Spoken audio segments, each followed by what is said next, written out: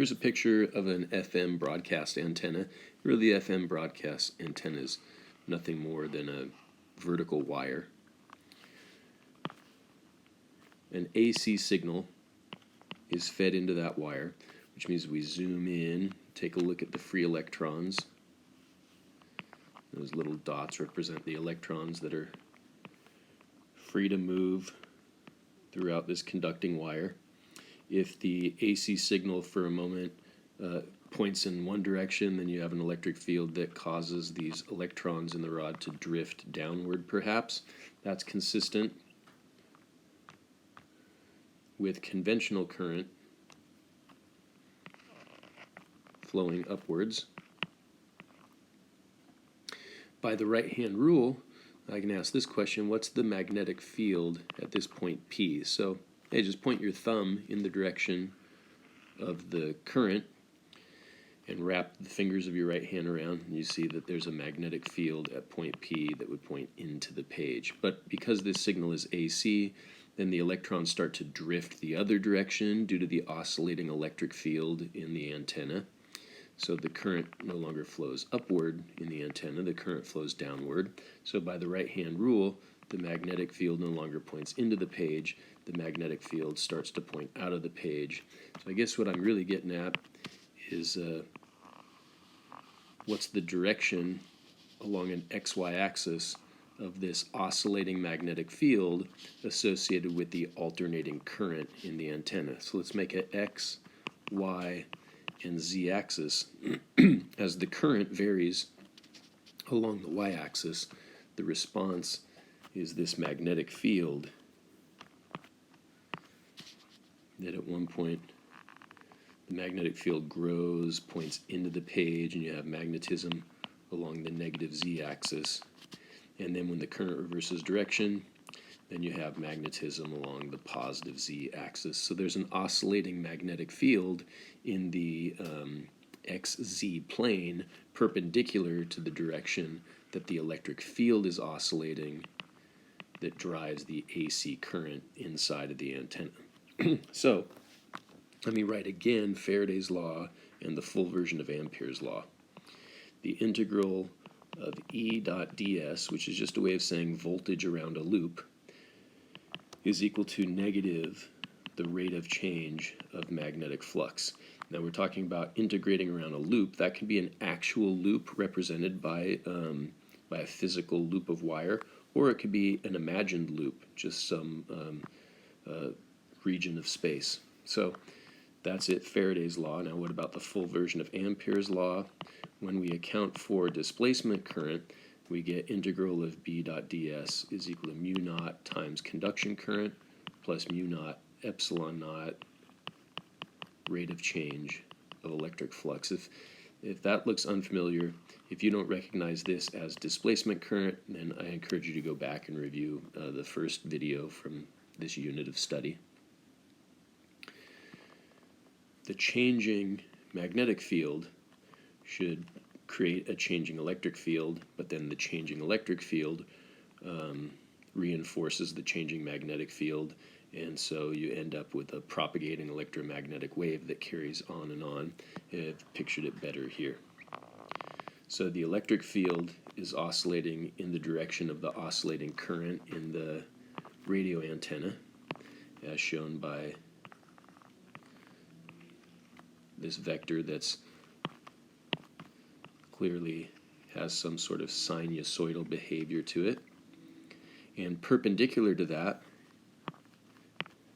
if this is still the y-axis, x-axis, and z-axis, then in the xy plane is the electric field, and in the xz plane is the magnetic field. Now I want you to note, when the electric field is along the positive y-axis, at that instant the associated magnetic field that goes along with it is oriented along the positive z-axis. Let's pick another point. How about by the time the wave has propagated up to here? Then the electric field and magnetic field are still perpendicular to each other, but now you have an electric field that points downward. So it's of its most negative value, and it's pointing in the negative y-axis, and the magnetic field is in the negative z-axis. I'd like to ask the question, the direction with which the electromagnetic wave is traveling, is that in the direction of E cross B, or is that in the direction of B cross E? So let's check and see if it's this case here. Let me copy this diagram. Essentially, it shows an electric field along the y-axis and a magnetic field pointing out of the page.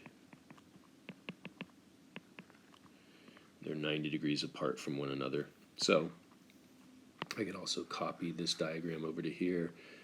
This one shows a magnetic field going into the page and an electric field pointing down. They're 90 degrees apart from one another. So let's look at this one first and see if this is the correct description of the direction that the wave is propagating. So to cross E into B, you can use the right-hand rule.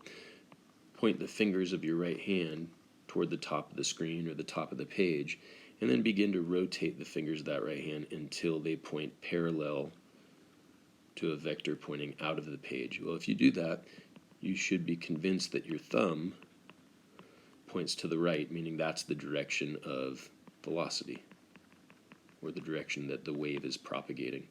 And likewise, even when we picture not at point 1, but here at point number 2, same thing. If you take your right hand and point your fingers down toward the bottom of the page, and then rotate your fingers until they point into the page, again, your thumb is pointing to the right. So that's it.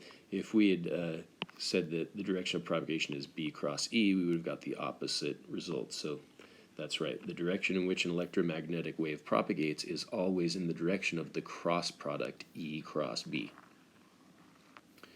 So now that we've got that, let's see if we can derive an expression to help us understand exactly what speed the electromagnetic wave should propagate with. We're going to apply Faraday's law to an electromagnetic wave that's moving to the right. So we can say that the wave is just beginning to overlap this imaginary loop with a length of x and a width of y. So Faraday's law tells us that the integral of E dot ds is just a way of saying induced voltage around a loop. So here's our imagined loop.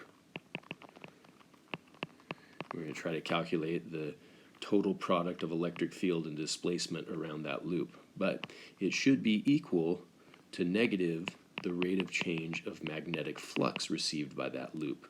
So the magnetic field is just starting. This portion of the magnetic field doesn't pass through the area of the loop, but there's a little bit of magnetic field that's just starting to pass through the loop. So the amount of magnetic flux is on the uptick. The magnetic flux is increasing as the wave propagates farther and farther to the right, and more magnetic field lines start to fill up the total area. So let's see if we can picture what this ds looks like. So ds just means we're breaking up our path around this loop into little bits of displacement. So let's say that this loop has, well, it's got 4 sides to it, 1, 2, 3, and 4. Let's figure out what the contribution is to the product of electric field and displacement along each of those 4 segments separately. So for the first segment, all of these vectors that represent ds are pointing on the x-axis, but the electric field points along the y-axis. So if the two are perpendicular, there's no dot product between them, and so there's no product of E and ds along path 1. Now along path 2, there's also no product of E and ds, but that's just because the electric field hasn't reached this far yet, right? Our electromagnetic radiation we're picturing has only advanced this far, just partway into the region of the loop. There's no contribution to the product of EDS along path 3 for the same reason there's none on path 1. The electric field and the ds vectors are perpendicular to each other. So we only have a product of electric field and displacement along path number 4. And because the displacement each of these ds would be vectors that point down if we're working our way around the loop in a counterclockwise direction, but the electric field over here points up, then the product of E dot ds is just negative because they point in opposite directions, E times y. So there we have an evaluation of the left side of the equation. The right side of the equation is negative d dt, the product of magnetic field and area. So we can cancel out the negative signs. Let's say E times y is equal to b, we'll pluck that out of the integral, or I'm sorry, the derivative, is b times the time rate of change of the product of x and y. So as the electromagnetic radiation propagates more and more to the right, then they go a greater distance into this area and the flux increases. The value of y isn't increasing, but the value of x to which the magnetic field has propagated has increased. So I can say this is the same thing as E times y equals b times y times dx dt. But dx dt is just the speed with which it's propagating. So you think we could use the symbol v, but when it comes to the speed of light, because the speed of light through a vacuum is a fixed known constant, we'll call speed c. So there's our result, almost. If we cross out the y, we get our result. It says E equals b times c, and that's what we were tasked to prove. So all that means is whether you're talking about, radio waves, visible light, infrared radiation, X-rays, you name it, all types of electromagnetic radiation travel with the same speed. And if you know the strength of the electric field at any point,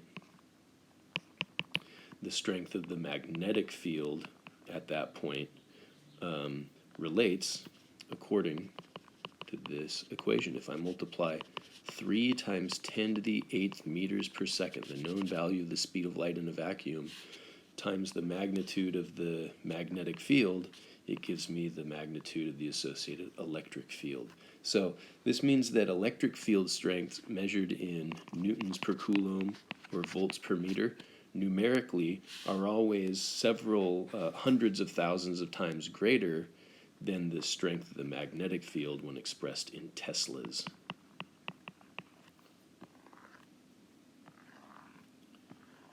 So that was an application of Faraday's law for an imagined loop that is partially encountered by this propagating electromagnetic wave. Let's turn that imagined loop 90 degrees on its side, so now the loop sits in the xz axis, and we'll apply Amperes Law. Amperes Law says the integral of b dot ds around any loop, real or imagined, is equal to mu naught times the current. Now in this case, there's no wire or anything conducting a current. There's no drift speed of electrons. We have a displacement current in this case that's associated with the fact that the electric field has a rate of change of magnitude to it. So the displacement current is equal to epsilon naught times the rate of change of electric flux. So Ampere's law, which in general is mu naught times conduction current plus mu naught times displacement current. The conduction current isn't there, so the integral of b dot ds is just mu naught times displacement current. So it's mu naught times epsilon naught d phi electric dt. Okay, so again, we've got sides 1, 2, 3, and 4 of this imagined loop, and we can picture ds as just a bunch of little bits of displacement along a counterclockwise path that takes us all the way around the loop. Of course, all the way around the loop is what's implied by this symbol on our integral. So you see why we say there's no contribution from part 1 of this path? Because along side number 1, the magnetic field is perpendicular to the displacement, right? The magnetic field points along the z-axis, but we're displacing on the x-axis, so there's no dot product. And then there's no contribution along path 2 because the magnetic field hasn't extended that far. The magnetic field only extends up until that far. So same thing, no dot product for part 3. We only have a product along part 4 of this path. And again, it becomes really simple. This is just B times Z. It's the strength of the field times the width of our imagined loop. The right side of the equation we can express as mu naught epsilon naught multiplied by the time rate of change of the product of electric field and area. And we'll pull the electric field out of the derivative. So we've got step 1, 2, 3, and 4. B times Z equals mu naught epsilon naught E times the time rate of change of area, and the area is the product of Z and X. And we'll pull the Z out of the derivative. So we have BZ equals EZ times mu naught epsilon naught dx dt. And what is dx dt? It's the speed with which this wave is propagating. So we call that c, and it represents the how fast the electromagnetic radiation is moving to the right. Z shows up on both sides of the equation. So now we have B is equal to mu naught epsilon naught times C times E. Now how does that correspond to what we found previously when we applied Faraday's law? From Faraday's law we saw that E is equal to field strength times speed of light. So let's make that substitution. Replace E with the speed of light times magnetic field. So now we get B equals mu naught epsilon naught C squared times B. This means that C squared is equal to, if we cancel out the B, 1 over the product of mu naught and epsilon naught. Or in other words, finally we landed at a result. The speed of light should be equal to the square root of 1 over permittivity multiplied by permeability. Interesting. Grab your calculators. This is worth spending the time and seeing if this actually comes out correct. So some of you already knew going into this that the speed of light is 3 times 10 to the 8th meters per second. And we can verify that really easily by multiplying permittivity of free space, which you recall is 8.85 times 10 to the negative 12th. I'll leave it up to you to remind yourself what those units are. And then mu naught stands for permeability, and that's equal to 4 pi times 10 to the negative 7th. Again, remind yourself of the units. So numerically, let's see what you get. C is equal to 1 over the square root of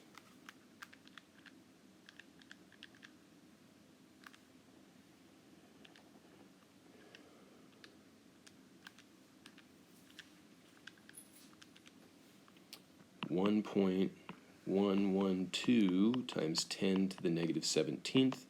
This is the same thing as 1 over